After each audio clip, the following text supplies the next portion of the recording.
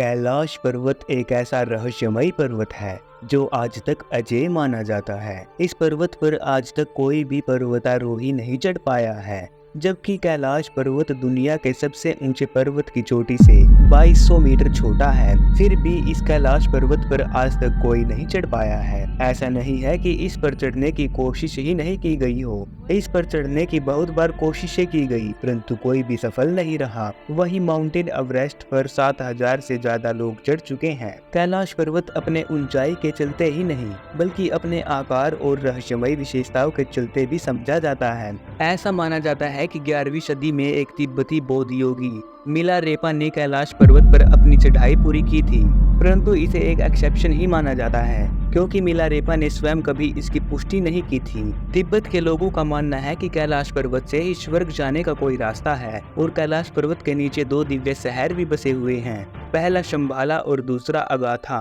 और शंबाला की रक्षा प्रलौकिक शक्तियां कर रही हैं। यहाँ पर सिर्फ सिद्धि प्राप्त करके ही लोग जा सकते हैं। वैज्ञानिकों का भी मानना है कि कैलाश पर्वत में अजीब सी रेडिएशन आदि है और यहाँ पर किए गए प्रयोगों से ये स्पष्ट हो जाता है कि यहाँ पर कुछ तो रहस्य है। इसलिए हिमालय की चोटी पर बहुत से लोग चढ़ चुके हैं, परंतु कैलाश पर्वत पर आज तक कोई नहीं चढ़ पाया है।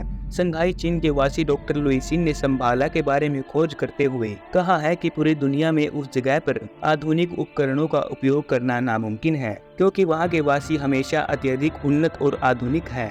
और उन्होंने आगे कहा है कि कैलाश पर्वत से ही पृथ्वी से स्वर्ग जाने का मार्ग है। यहाँ के लोग टेलीपैथी के माध्यम से दुनिया के किसी भी व्यक्ति से बात कर सकते हैं और किसी भी घटना की जानकारी क्षणों में पता लगा सकते हैं। कई धर्म ग्रंथों में इस जगह को स्वर्ग भी कहा गया है, जहाँ दुख, दर्द, लोभ, मोह और ईर्ष्या का निवास नहीं हो सकता। कैलाश पर्वत की इस जगह को हिडन सिटी के नाम से भी जाना जाता है। रामायण काल की कथाएं कौन नहीं जानता, जिनमें एक में यह भी कहा गया है कि रावण ने एक बार धरती से स्वर्ग जाने के रास्ते का निर्माण करने की सोची।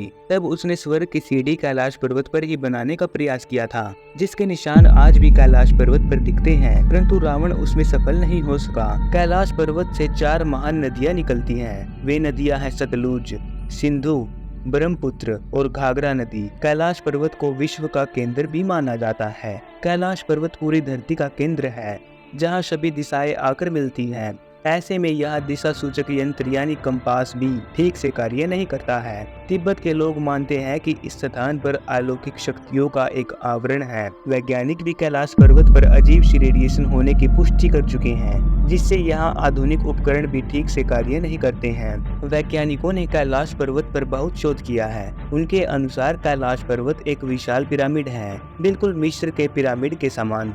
बस ये पिरामिड मानव के उत्पत्ति से भी पहले से है, जो अंदर से खोखला है। इसके अंदर रहस्यमयी और आधुनिक औजार हो सकते हैं। वैज्ञानिकों के अनुसार कैलाश पर्वत के अंदर एक रहस्यमयी दुनिया होने के भी दावे किए गए हैं।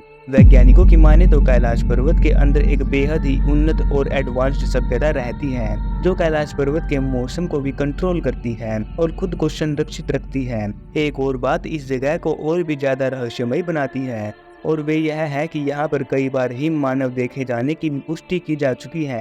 कैलाश पर्वत का सबसे रहस्यमयी तथ्य यह है कि यहाँ पर समय बहुत तेजी से बीतता है। आप माने या ना माने, यहाँ जाने वाले यात्री और वैज्ञानिकों ने महसूस किया है कि कैलाश पर्वत पर उनके बाल और नाखून बहुत तेजी से बढ़ रहे हैं। ये किसी एक इंसान ने नहीं, बल्कि बहुत सारे इंसानों ने महसूस किया है। कैलाश पर्वत पर 2 रहस्यमयी झील है। पहला मानसरोवर झील, जो दुनिया में सर्वाधिक ऊंचाई पर स्थित शुद्ध पानी की सबसे बड़ी झील है। यह झील 320 वर्ग किलोमीटर के क्षेत्र में फैली है और इस झील का आकार सूर्य के समान है। और दूसरा है राक्षस झील, जो दुनिया में सबसे ऊंचाई पर स्थित खारे पानी की सबसे बड़ी झील है।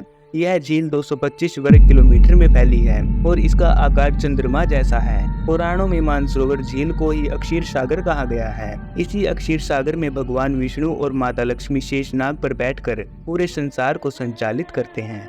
और राक्षस झील के बारे में मान्यता है कि इसी झील के पास बैठकर रावण ने भगवान शिव की तपस्या की थी, इसीलिए इस झील का नाम राक्षस झील पड़ा है। कैलाश पर्वत रंग भी बदलता रहता है, जो कि सूर्य के प्रकाश के चलते होता है। इसका रंग कभी दूधिया सफेद, कभी गोल्डन तो कभी नीले रंग का होता रहता है। इसकी चोटी पर जमी बर्फ भी अलौकिक शक्ति का प्रदर्शन करती है, क्योंकि बर्फ इस तरह जमी रहती है कि मानो ओम लिखा हुआ हो, जो कि भगवान शिव का प्रतीक माना जाता है। कैलाश पर्वत से हमेशा ओम की ध्वनि निकलती रहती है। वैज्ञानिकों की माने तो ये ध्वनि बर्फ के टूटने की आवाज से ओम की ध्वनि उत्पन्न करती है। हमारे ब्रह्मांड में भी ओम ध्वनि ही सुनाई देती है। ये नासा के वैज्ञानिकों ने पुष्टि की है। इसे अब संयोग माने या भगवान शिव की शक्ति का रहस्य है, ये आपके ऊपर है। गर्मियों में जब बर्फ पिघलती है तो डमरू की आवाज सुनाई देती है। एक ऐसी मान्यता है कि मानसरोवर झील में जो भी एक बार भगवान शिव का नाम लेकर डुबकी लगाता है तो वह मृत्यु के बाद रुद्रलोक में पहुंच जाता है। 20वीं सदी में पश्चिमी देशों के अनेकों पर्वतारोहियों ने अनेकों बार कैलाश पर्वत पर चढ़ने की कोशिश की थी, परंतु हर बार उन्हें असफलता ही मिली थी। जब उन पर्वतारोहियों से बात की गई तो अद्भुत तथ्य सामने आए। किसी ने कहा कि कैलाश पर्वत पर चढ़ते ही अचानक से मौसम बदलने लगता है, चढ़ना नामुमकिन हो जाता है। तो किसी ने कहा कि हम दिशा भ्रमित हो गए थे।